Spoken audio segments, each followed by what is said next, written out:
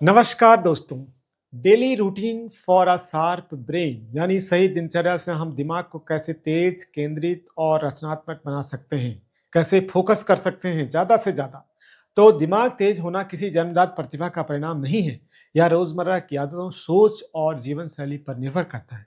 आपका मस्तिष्क हर दिन वही बनता है, वही बनाता है जो आप खाते हैं, सोचते हैं, सुनते हैं और करते हैं। कई बार लोग ये शिकायत करते हैं कि उन्हें कम याद रहता है, ध्यान नहीं लगता, जल्दी थक जाते हैं, ऐसी समस्याएँ बताते हैं। असल में यह समस्या दिमाग की नहीं है, यह दिनचर्या की होती है। यहाँ कुछ ऐसी मैं उदाहरण ऐसे बताऊँगा, कुछ ऐसी केस स्टडी है जिनके माध्यम से हम समझेंगे कि छोटी-छोटी आदतें कैसे मस्तिष्क को तीक्ष्ण बना देती है। पहला उदाहरण, रीमा जो हर बात भूल जाती थी। उसकी स्थिति ये थी कि वो 28 वर्ष की नौकरी करने वाली महिला थी। उसे अक्सर याद नहीं रहता था कि उसने क्या काम और करना है और कब करना है। मीटिंग, पासवर्ड या ज़रूरी तारीखें सब दिमाग से उसकी उड़ जाती थी। वह कहती थी, "मेरा दिमाग बहुत कमज़ोर है।" उसने क्या किया? काउंसलर ने रीमा से कहा, "दिमाग कमज़ोर नहीं है, तुम्हारी दिनचर्या असंतुलित है।" उन्होंने कुछ उसे छोटे-छोटे नियम बताए। हर सुबह उठते ही 1 गिलास पानी और 5 मिनट गहरी साँस, फिर 20 मिनट टहलना या योगा अभ्यास। काम शुरू करने से पहले दिन की प्राथमिकताएँ लिखना, दोपहर में भारी भोजन से बचना, रात में 30 मिनट मोबाइल से दूर रहना। रीमा ने यह रूटीन 21 दिनों तक लगातार अपनाया और 3 हफ्तों में उसने पाया कि अब उसे काम याद रहने लगा, चीज़ें या ज़्यादा याद रहने लगी। अब वो उसकी मेमोरी बेहतर हो गई। वह मीटिंग में ज़्यादा फोकस्ड रहती है और थकान उसे कम महसूस होती है। सीख ये है कि मस्तिष्क की कोई शक्ति, कोई जादू नहीं है, बल्कि नियमित आदतों का परिणाम। दूसरी जो केस स्टडी ये है कि एक स्टूडेंट होता है जो ध्यान नहीं लगा पाता था क्लास में। वो कक्षा 10 का छात्र था, हर समय मोबाइल पर वीडियो देखता रहता था।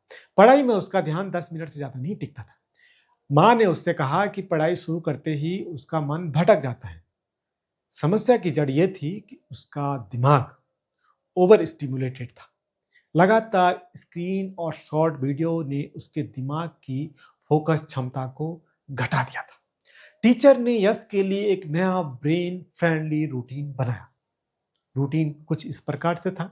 सुबह उठते ही फोन नहीं, बल्कि 5 मिनट ध्यान, 15 मिनट योग और स्ट्रेचिंग, 20 मिनट हल्का नाश्ता, ओट्स, फल, बादाम।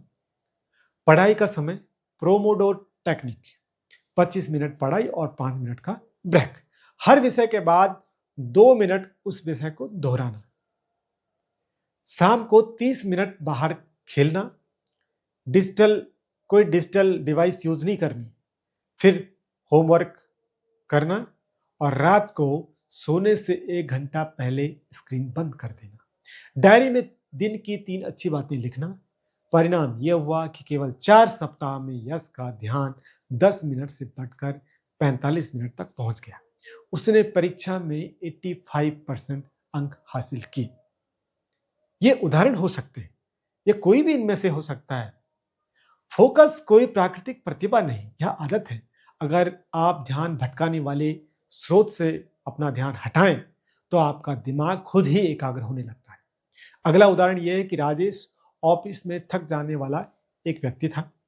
उसकी स्थिति यह थी कि राजेश एक आईटी प्रोफेशनल था। वह दिन भर कंप्यूटर स्क्रीन पर काम करता और दोपहर बाद दिमाग उसका भारी महसूस होने लगता है। शाम तक सिर दर्द और चिड़चिड़ापन बढ़ जाता है। कारण था कि लगातार 5-6 घंटे बिना ब्रेक के काम करता था, पानी कम पीता था, नींद केवल 5 घंटे की लेता था। क्या उसने किया? एक न्यूरोलॉजिस्ट ने उसे बताया कि दिमाग को भी सांस लेने का समय चाहिए। उन्होंने राजेश को 60-10 रूल अपनाने की सलाह दी, यानी हर 60 मिनट काम के बाद 10 मिनट का ब्रेक। अब उसका नया रूटीन क्या बना? नया रूटीन उसका इस तरीके से उसने बनाया कि हर घंटे चेयर से उठकर 5 मिनट टहलना और 2 घंटे में पानी या ग्रीन टी।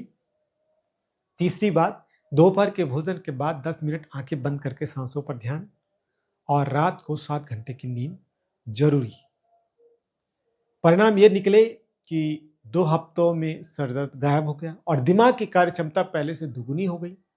सीख ये है कि ब्रेन रेस्ट भी ब्रेन वर्कआउट जितना ही जरूरी है।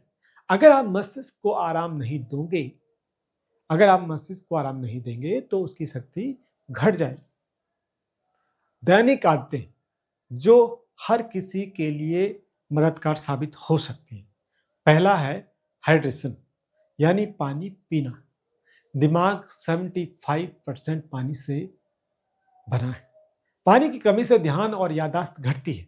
हर 2 घंटे में 1 गिलास पानी पीना मस्तिष्क को तरोताजा रखता है। दूसरी बात, 10 मिनट ध्यान या प्राणायाम। यह प्रीफ्रंटल कॉर्टेक्स को शांत रखता है, जिससे तनाव घटता है और रचनात्मक सोच बढ़ती है। तीसरी महत्वपूर्ण बात, ब्रेन फूड्स।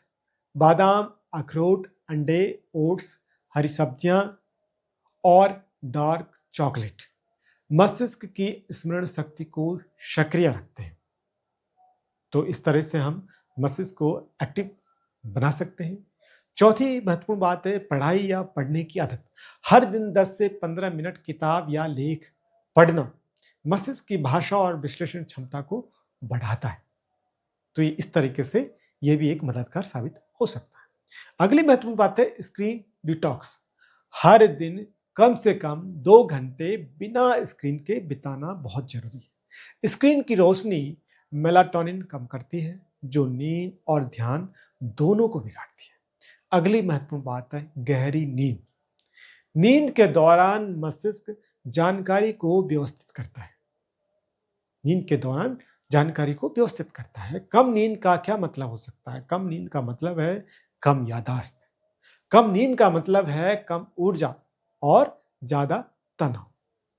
आइए हम कुछ उदाहरणों से समझते हैं। एपीजे अब्दुल कलाम रोज सुबह ध्यान और सैर करते थे। इतना बड़ा व्यक्तित्व, और उन्होंने कहा था कि दिन की शुरुआत शांत मन से हो तो विचारों की उड़ान उतनी ऊंची होती है। दूसरा उदाहरण, आइंस्टीन प्रतिदिन टहलने को जरूरी मानते थे। स्वामी विवेकानंद रोज आत्मचिंतन करते थे। उनका मानना था कि ध्यान से मन की बिखरी ऊर्जा केंद्रित हो जाती है।